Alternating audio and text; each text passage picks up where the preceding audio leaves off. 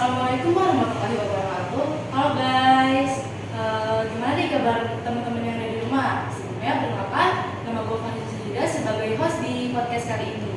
Nah, kita akan membahas sesuatu nih, mungkin udah pada tahu kali ya kita akan membahas apa? Kita akan membahas peran penting pemuda dalam demokrasi dan mencegah para pemuda untuk golput pada saat pemilu. Sebelum kita lanjut, mari kita panggil dua narasumber yang bakal nemenin gue buat mengisi acara podcast kali ini. Silakan. Hai. Pada pakai masker ya. Mungkin bisa dilepas kali ya maskernya biar enak ngomongnya, terus juga biar gak ngap lah nafasnya.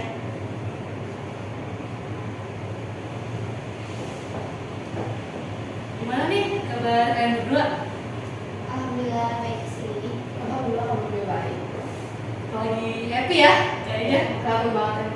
Kalau lu gimana? Wah, alhamdulillah baik juga sih, apalagi dengan kedatangan kalian berdua nih di sini di acara podcast kali ini. Sebelumnya perkenalkan diri kalian dulu dong. Sebelumnya siapa nih yang mau perkenalkan diri ke pendengar podcast kita? Bisa aku duluan ya teman. Oke, gue duluan ya.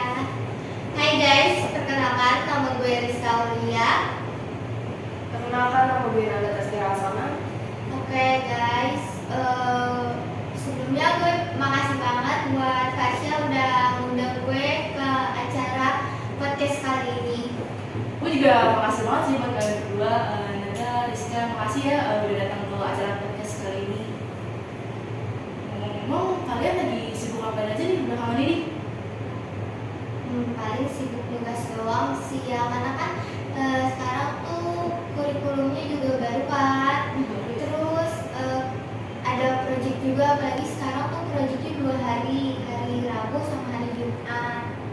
Kalau Nanda lagi sibuk ngapain aja belakangan ini? Kalau gue sama kayak Rizka sih, kayak yang tadi Rizka bilang ada kurikulum baru, jadi banyak tugas, terus project, sama lagi sibuk school juga, IT sama English dong. Oh, lu ikut IT sama Miss Club? Ya. Kira-kira emang kalau misalnya IT tuh kegiatannya apa aja? Kalau IT sih kemarin lagi ngebahas tentang Microsoft Word sama Microsoft Excel. Kalau misalnya Miss Club ngapain?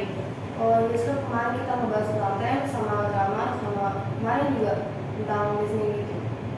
Membantu kita ya buat mau belajar bahasa Inggris. Mungkin bisa masuk ke English Club ya.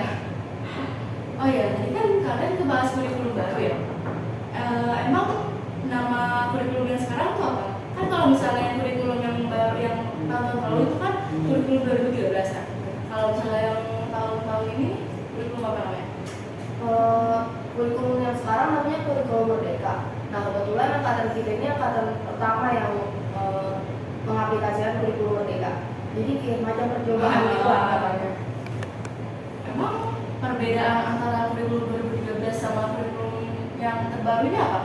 Kalau kurikulum 13 itu kan kelas 10 sampai kelas 11 itu kan mapelnya IPA, IPS, IPS Biasanya beda ya? Iya.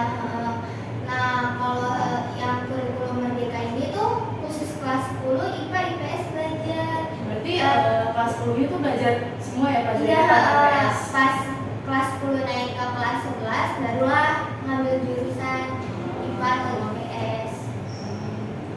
Kalian ada kendala apa aja sih selama ngelakuin proyek-proyek yang udah dikasih di kurikulum baru ini?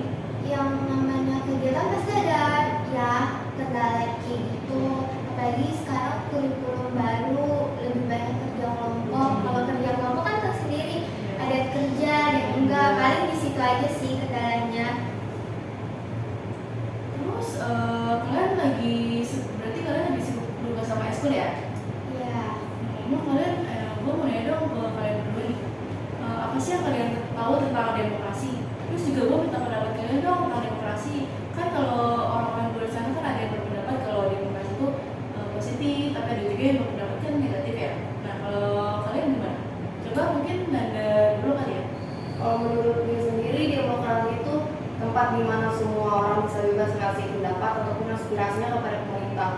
Dan pemerintah juga harus mendengar itu apa aspirasi atau pendapat dari masyarakat. Gak boleh disepelein gitu aja. kalau gue sih lebih ke sistem pemerintahan ya, dari rakyat untuk rakyat oleh rakyat, karena kita sebagai rakyat pun bisa mengasih ini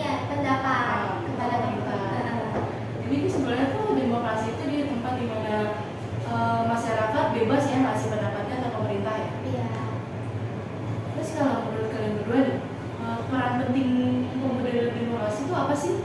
Kan dari zaman dulu juga peran pemuda dalam memberikan bangsa Indonesia itu kan kayak penting kan, kayak berpengaruh lah. Contohnya kayak Sumpah Pemuda, Peristiwa Regas Dengklok dan lain-lain. Nah kalau untuk zaman sekarang tuh peran pemuda dalam demokrasi itu apa? Apalagi karena udah zaman milenial, udah zaman digitalisasi kan, kayak apa-apa gampang lah, cari informasi di internet itu gampang, tanpa harus baca di buku lagi. Banyak peran yang bisa dilakukan kaum milenial dalam demokrasi, apalagi sekarang udah zaman digitalisasi kan.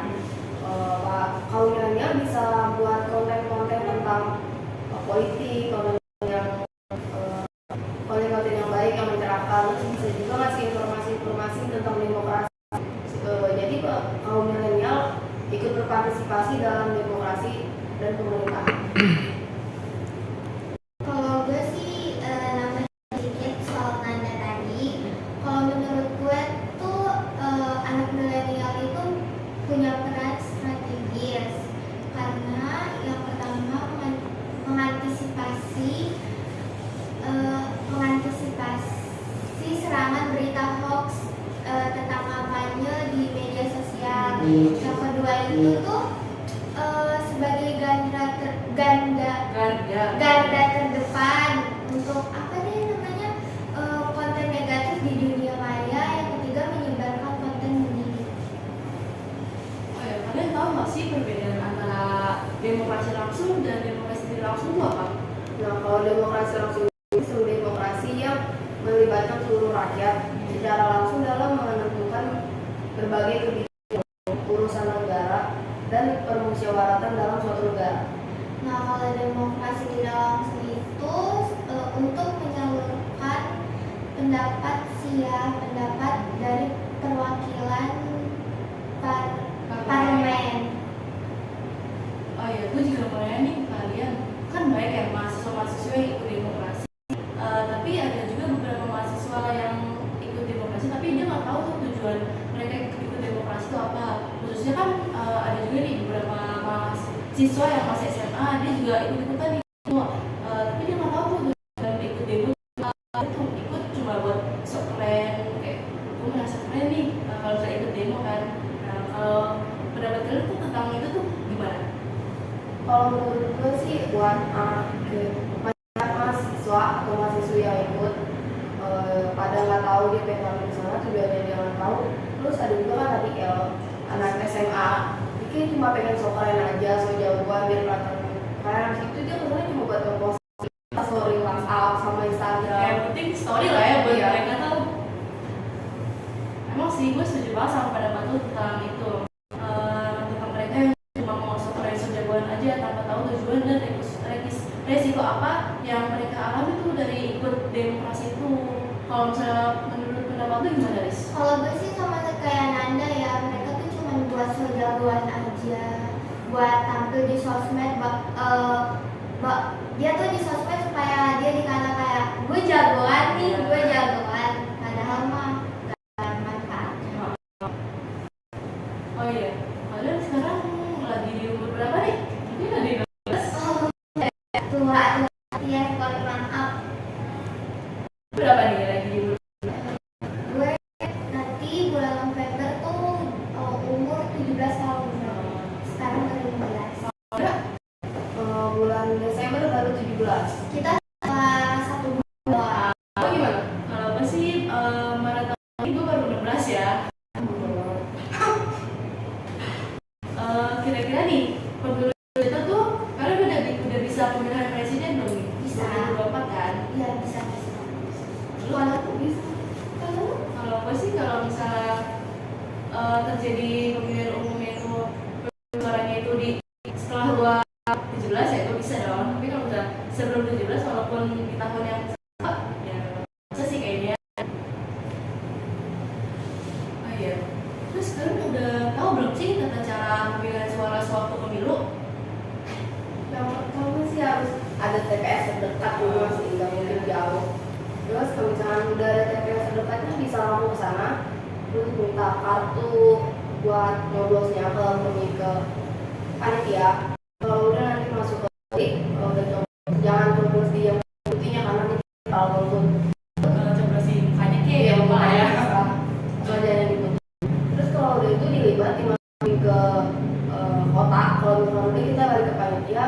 buat nyemplungin jari kita ke tinta biar jadi tanda kalau kita udah coblos.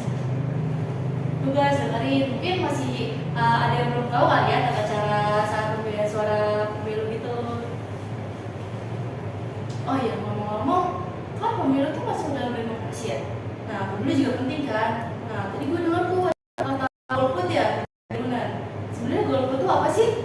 Golput itu ketika peserta atau seorang yang harusnya ikut memilih dalam pemungutan suara, tapi dia malah nggak milih, atau yang tadi gue bilang dia nyoblosnya yang putih, jadi dia golput. Nah, di situ Ya itu golput ya. golput. Atau bahkan dia malah nggak ngapa-ngapain, cuma datang doang. Kayak cuma biar jeblosin. Iya. Memang pemilu masuk dalam demokrasi. Gue pernah sih baca-baca berita tentang ini, cuman gue tuh masih ragu bener atau enggaknya gitu loh. Dari yang gue baca sih, pemilu itu sebagai lambang sekaligus tolak ukur dan demokrasi. Nah, demokrasi dianggap sistem yang bisa menjamin kebebasan warga negara terwujud melalui pemilihan suara sebagai bentuk partisipasi publik secara luas.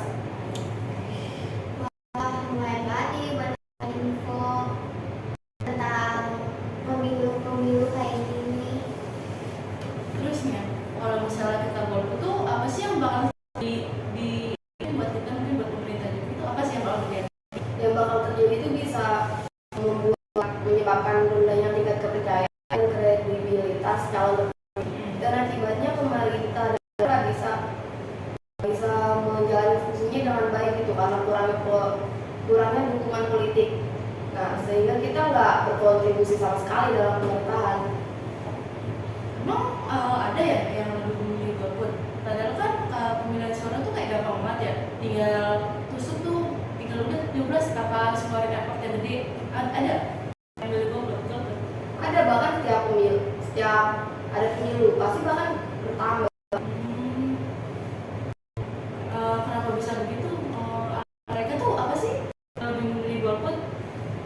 Biasanya masyarakat nggak sama politik, terus sama pemerintah juga dia tuh nggak percaya sama calon pemimpin yang bakal bersaing nanti. Terus alasan lainnya karena masyarakat kurang bersosialisasi sehingga kurangnya pengetahuan tentang pemilihan suara yang akan diselenggarakan. Emang sih banyak tuh masyarakat yang kayak nggak percaya pemerintah kayak pemerintah itu kan banyak ya. Terus cara kita buat menghindari golput tuh apa sih cara-caranya? Cara mengatasi golput bisa dilakukan melalui pendidikan demokrasi. Pendidikan demokrasi itu sendiri merupakan upaya buat mengembangkan sikap pengetahuan dan keterampilan demokratis. Apalagi sekarang dengan digitalisasi, jadi gampang banget buat kita cari informasi yang kita butuhin supaya nanti kita Sama kayak kalau misalnya kita ingin tahu tentang golput kayak langsung search kan di Google. Nah, rasa nih kita pembicaraan. Gue bakal kasih kesimpulan apa aja nih yang kita omongin di materi ini kan. Oke, jadi kita juga harus berkontribusi dalam demokrasi. Salah satu cara biar kita ikut berkontribusi dalam demokrasi yaitu dengan mengikuti pemilihan suara pada saat pemilu. Kita golput guys, karena bisa menghambat fungsi pemerintah. Cara yang bisa kita gunakan buat ngatasin golput itu bisa dilakukan melalui pendidikan demokrasi biar kita dapat pengetahuan tentang demokrasi kan. Apalagi kan sekarang udah zaman milenial ya, zaman digitalisasi juga kan, jadi gampang banget tuh buat kita cari informasi tentang demokrasi biar tentang suara juga biar kita tuh nggak golput. Itu aja kali ya yang bisa kita lakukan ya. Terima kasih udah dengerin podcast kita hari ini. Semoga kalian bisa mendengar